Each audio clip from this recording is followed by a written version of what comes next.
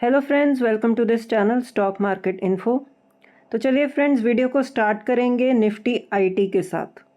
तो जैसे कि फ्रेंड्स हमें पता ही है, निफ्टी आईटी में बहुत टाइम से एक गिरावट चल रही है और रीजंस भी हैं इस गिरावट के, जैसे कि एआई। उसके चलते हम देख सकते हैं कि सारी कंपनीज जो हैं, चाहे वो लार्ज कैप हो, मिड कैप हो, स्मॉल कैप हो, तो उनमें एक अच्छी गिरावट बनी हुई है। टॉप लेवल से काफ़ी जो है डीप करेक्शन हो चुकी है निफ्टी आईटी सेक्टर में। तो आज हम फ्रेंड्स इस सेक्टर को क्यों डिस्कस कर रहे हैं, क्योंकि आज फ्रेंड्स इस सेक्टर ने बहुत ही अच्छी तेज़ी दिखा दी। 4-4.5% से भी ज़्यादा की तेज़ी दिखा दी इस सेक्टर ने। तो फ्रेंड्स, जब इतनी तेज़ी होती है किसी भी सेगमेंट में, सेक्टर में, तो उसके कुछ रीजंस होते हैं। तो हाँ फ्रेंड्स, इसके भी रीजंस हैं। सबसे पहले friends, one by one stock को देख लेते हैं, कुछ एग्जांपल्स देख लेते हैं। जैसे कि इन्फोसिस आप देख सकते हो 5% से ज़्यादा की तेज़ी है। टीसीएस में भी आप देख सकते हो 4-4.5% की तेज़ी है। विप्रो में भी आप देख सकते हो 2-2.5% की तेज़ी। और जैसे कि कल जो विप्रो का एडीआर था फ्रेंड्स, आपकी नॉलेज के लिए बता दूं, 16-17% की गिरावट थी, क्रैश हो गया था विप्रो का एडीआर अमेरिकन मार्केट में। तो उसके बाद आज ये पैनिक था कि शायद से आईटी सेक्टर में आज फिर से सेलिंग होगी, लेकिन नहीं, उसका रिवर्स ही हो गया आईटी सेक्टर में। विप्रो में भी आज अच्छी तेज़ी बनी। इनफैक्ट हर आईटी सेक्टर में अच्छी तेज़ी, आईटी कंपनी में अच्छी तेज़ी बनी। एलटीएम में भी आप देख सकते हो 3.85% की तेज़ी है। और हैप्पीएस्ट माइंड में भी आप देख सकते हो 3.75% की तेज़ी है। कुछ मिड कैप स्टॉक्स भी देख लेते हैं फ्रेंड्स, जैसे कि परसिस्टेंट सिस्टम क्लोज टू 5% की तेज़ी है। कोफोर्ज 5% से ज़्यादा की तेज़ी है। मतलब आप देख सकते हो, हमने कुछ एग्जांपल्स लिए हैं, हर स्टॉक में एक अच्छी तेज़ी बनी हुई है। तो सबसे पहले फ्रेंड्स, रीज़न क्या है? नंबर 1 रीज़न है फ्रेंड कि एक ग्लोबल ब्रोकरेज फर्म है जिसका नाम आप पढ़ सकते हो, गगनहैम सिक्योरिटीज़। तो उन्होंने ये कहा है, जिसकी वजह से एक पॉजिटिव इम्पैक्ट आ गया हमारे आईटी सेक्टर पे। एआई फर्म्स जो हैं, ठीक है, उनका कुछ ना कुछ इम्पैक्ट तो होगा सॉफ्टवेयर बिजनेस पे। वो बोल रहे हैं कि वो डिनाई नहीं कर रहे हैं कि एआई का जो negative impact definitely IT segment पर आएगा। जो सर्विसेज, सॉफ्टवेयर सर्विसेज प्रोवाइड करती हैं, जैसे कि हमारी आईटी कंपनीज, तो उन पर इम्पैक्ट आएगा ही आएगा, और वो इम्पैक्ट हम देख भी रहे हैं। लेकिन वो ये बोल रहे हैं कि इसको ये समझ लेना कि ये आईटी कंपनीज अब डेथ नेल है। डेथ नेल मतलब ये ख़त्म ही हो गई हैं, इनका फ्यूचर ज़ीरो हो गया है, अब ये दोबारा से उठेंगी नहीं या रिवाइव ही नहीं करेंगी। तो वो ये बोल रहे हैं कि एआई का नो डाउट इम्पैक्ट तो आएगा ही आएगा, लेकिन इन फर्म्स को आप ये सोच लो कि ये कभी कम बैक ही नहीं करेंगी, ये गलत होगा इसके लिए कहना। तो इसी के वजह से, इसके चलते हम देख सकते हैं कि आज एक सबसे पहला रीज़न ये बन गया कि आईटी सेक्टर में एक पॉजिटिव सेंटिमेंट आ गया।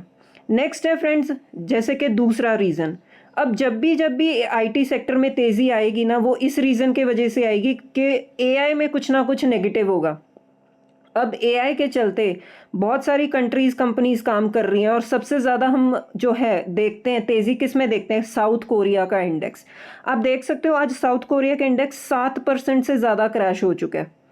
इसने 9000 से ऊपर का फ्रेंड्स जो है अपना ऑल टाइम हाई टच किया था। उसके बाद से ही बहुत वॉलीटिलिटी बनी हुई है। अगर आप देख लो सैमसंग इलेक्ट्रॉनिक्स में आज 9% से ज़्यादा की गिरावट है, और एसके हीनिक्स 14% से ज़्यादा की गिरावट है। तो ये दो कंपनीज जो रिप्रेजेंट करती हैं कोस्पी इंडेक्स को पूरा, उनमें आज इतनी तेज़ गिरावट बनी हुई है कि जिसके चलते हमें एक, जैसे बोलते हैं ना, इंडियन आईटी सेक्टर जो है एंटी एआई अप्रोच लेकर चलता है। अगर एआई फील्ड में, एआई सेगमेंट में कुछ ना कुछ प्रॉब्लम होगी, या प्रॉफिट बुकिंग होगी, या नेगेटिविटी आएगी, तो उसका बेनिफिट ना हमारी आईटी कंपनीज को मिल सकता है। तो ये दूसरा रीज़न बन गया कि जब एआई के फ्रंट पर कुछ ना कुछ नेगेटिव होता दिखता है, तो हमारी आईटी कंपनीज खुश हो जाती हैं उसके चलते। तो जैसे साउथ कोरिया के मार्केट में इतनी टॉप लेवल से प्रॉफिट बुकिंग चल रही है, और अगर मैं आपको साउथ कोरिया का मार्केट दिखा दूं, पिछले 5 दिन में 13% से ज़्यादा क्रैश हो चुका है। तो इतनी ज़्यादा वॉलीटिलिटी बनी हुई है साउथ कोरिया के इंडेक्स में कि अब एक दूसरा रीज़न बन गया कि जैसे कि मतलब हमारी आईटी सेक्टर में तेज़ी आ गई। अब नेक्स्ट है फ्रेंड्स, अब सोचने वाली बात है कि हमारी आईटी सेक्टर में सब कुछ ठीक हो गया, एवरीथिंग इज़ फाइन, अब हम बोल सकते हैं कि आईटी सेक्टर कम बैक करेंगी। तो फ्रेंड्स, ये थोड़ा सा कहना जल्दी हो जाएगा, क्योंकि आज की जो तेज़ी है, ठीक है ना, वो हम ये नहीं कह सकते कि अब आने वाले टाइम में हम आईटी सेक्टर में रिवाइवल देखेंगे।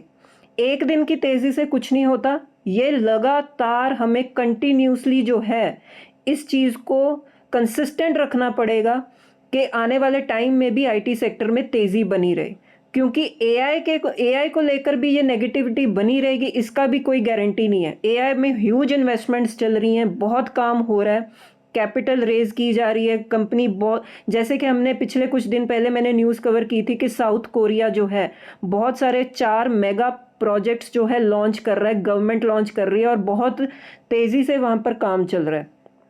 तो स्टॉक मार्केट में ये तेज़ी मंदी चलती रहती है, अगर टॉप लेवल पर पहुंचो तो प्रॉफिट बुकिंग होती है, ये अलग ही सेगमेंट है, अलग अप्रोच है। लेकिन अगर हम ये सोचें कि हमारा आईटी सेक्टर कब रिवाइव करेगा फ्रेंड्स, उसके लिए इनको अर्निंग्स ग्रोथ लेकर आनी पड़ेगी, क्योंकि जो इनकी अर्निंग्स ग्रोथ है ब्रोकरेज फर्म्स ने इनको डी रेट कर दिया। ये 3 से 4% की अर्निंग्स ग्रोथ जो ब्रोकरेज फर्म्स एक्सपेक्ट करते हैं इनसे। अब 3 से 4% की ग्रोथ के लिए कोई भी इन्वेस्टर इन्वेस्ट नहीं करता, उनको चाहिए ज़्यादा ग्रोथ, उनको चाहिए ज़्यादा रिटर्न्स।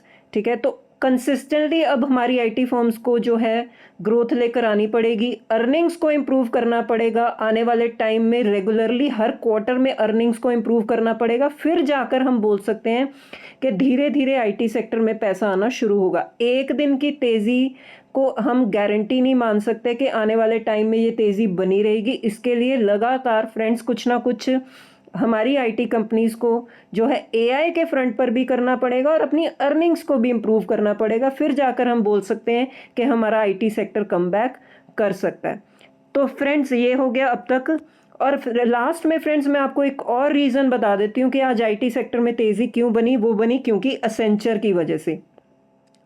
ये फ्रेंड्स आईटी सर्विसेज सेक्टर में ये नंबर 1 कंपनी है ग्लोबल लेवल पर, अमेरिका की कंपनी है, आप देख सकते हो न्यूयॉर्क स्टॉक एक्सचेंज में लिस्टेड है।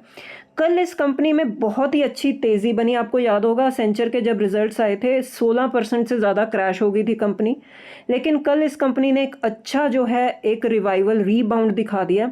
और इसका इम्पैक्ट, डायरेक्ट इम्पैक्ट हमारी आईटी कंपनीज़ पर होता है, क्योंकि हमारी आईटी कंपनीज़ का जो बिज़नेस मॉडल है वो सेम है जो एसेंचर का है, दोनों के बिज़नेस मॉडल सेम है। इसीलिए हम देख सकते हैं जब एसेंचर में अच्छी तेज़ी बनी तो उसका इम्पैक्ट हमने देखा आज हमारी आईटी सेक्टर में देखने को मिला। तो फ्रेंड्स आईटी सेक्टर में तेज़ी के ये कुछ कारण थे, और ये तेज़ी बनी कैसे रहेगी, ये फ्रेंड्स होगा अर्निंग्स ग्रोथ को लेकर। अर्निंग्स ग्रोथ जितनी ज़्यादा तेज़ होती जाएंगी उतना ही हम कह सकते हैं कि इसमें और भी रिवाइवल के चांसेस होते जाएंगे। ये अब सिर्फ हम बोल सकते हैं आज एक सेंटिमेंटल पॉजिटिव इम्पैक्ट है। अगर ये इम्पैक्ट को कंटिन्यूस रखना है तो वो होता है रिजल्ट्स के साथ, तो रिजल्ट्स अच्छे आते जाएंगे तो अपने आप ही आईटी सेक्टर रिवाइव हो जाएगा। तो ठीक है फ्रेंड्स, इस वीडियो में इतना ही। अगर आपको वीडियो अच्छा लगा हो तो वीडियो को लाइक कीजिए, शेयर कीजिए, चैनल को भी सब्सक्राइब कीजिए। मिलते हैं नेक्स्ट वीडियो में। Till then bye bye.